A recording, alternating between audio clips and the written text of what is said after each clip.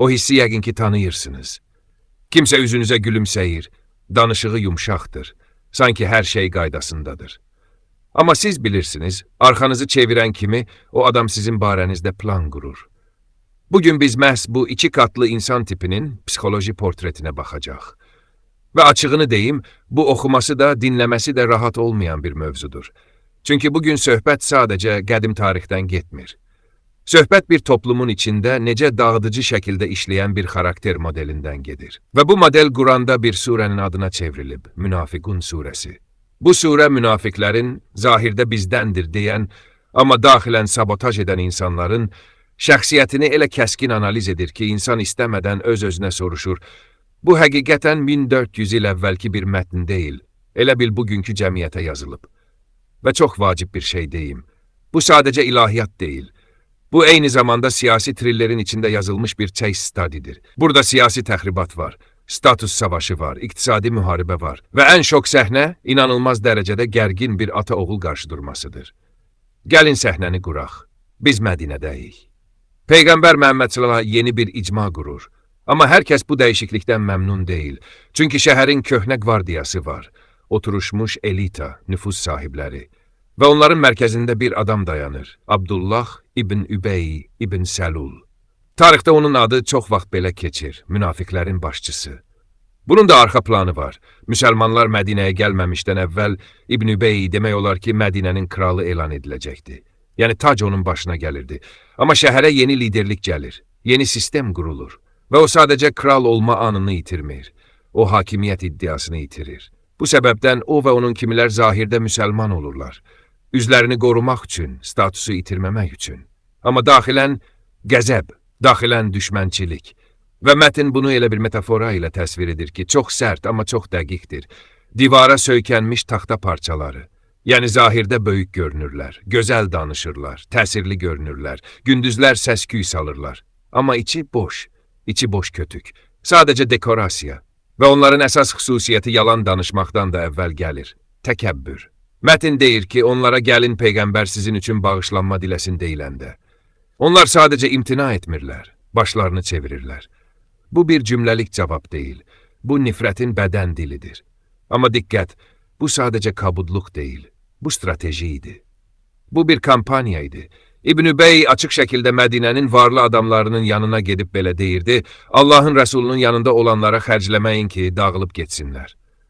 Bugünün dili ilə desək, bu sanksiyadır. Bir hərəkatı, bir icmanı aclıqla məhv etmək planıdır. Sanki bir şirkətdə rəqib departamenti sıradan çıxarmaq üçün büdcəsini kəsirsən. Eyni məntiq.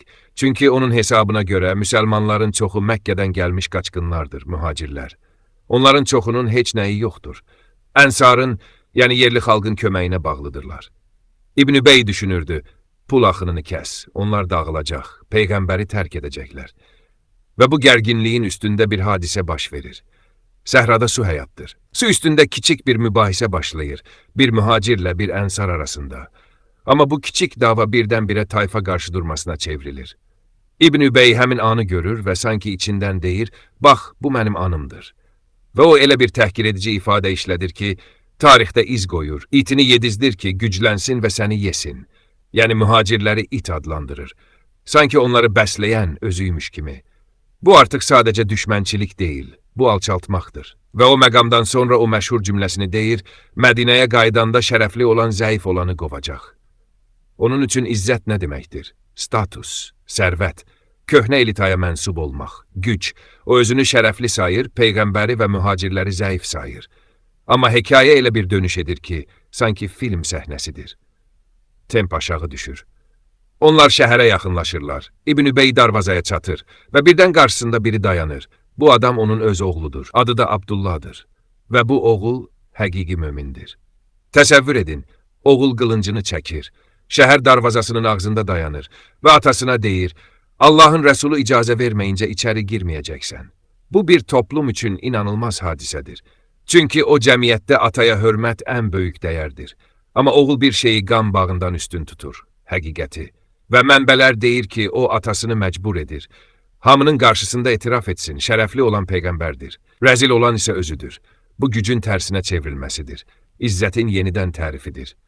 və bütün bunları izləyən Ömər ibn Xəttabdır. Onun reaksiyası çox praktikdir. İcazə ver boynunu vurum. Hərbi baxımdan tam məntiqlidir. Adam xəyanətkardır, fitnə yaradır. Amma Peyğəmbər imtina edir və deyir, onu burax. Qoy insanlar deməsin ki, Məhəmməd öz səhabələrini öldürür. Bu cümlə liderlik dərsidir. Çünki Peyğəmbər bilirdi, əgər o statuslu bir fiquru edam etsə, kənardan baxanlar ədaləti görməyəcək. Onlar sadəcə daxili təmizləmə görəcək və bu icmanın birliyini parçalayacaq. Deməli, izzət güc nümayişi deyil, izzət ani qisas deyil, izzət təmkindir, izzət uzun müddətli baxışdır və surə sonda bunu bizə bağlayır. Deyir, İbn Übeyin fəxr etdiyi şeylər, mal, dövlət və övlad insanı çox vaxt əsl həqiqətdən yayındıran tələlərdir. Və ayə sanki tələsik xəbərdarlıq edir. Ölüm gəlməmişdən əvvəl sizə verdiyimizdən xərcləyin. Çünki bir mesaj var. Yığmaq, ehtirasla toplamaq bu münafiq düşüncəsinə oxşayır. Vermək isə səmimi insanın əlamətidir. Beləliklə, bugün sizi bir fikir ilə baş-başa buraxıram. Əgər şərəf kimin daha varlı olmağı ilə ölçülmürsə, əgər şərəf otaqdakı ən qur səs olmaqla ölçülmürsə, sizin həyatınızda həqiqətən izzətli insanlar kimlərdir? Və siz onlardan birisinizmi?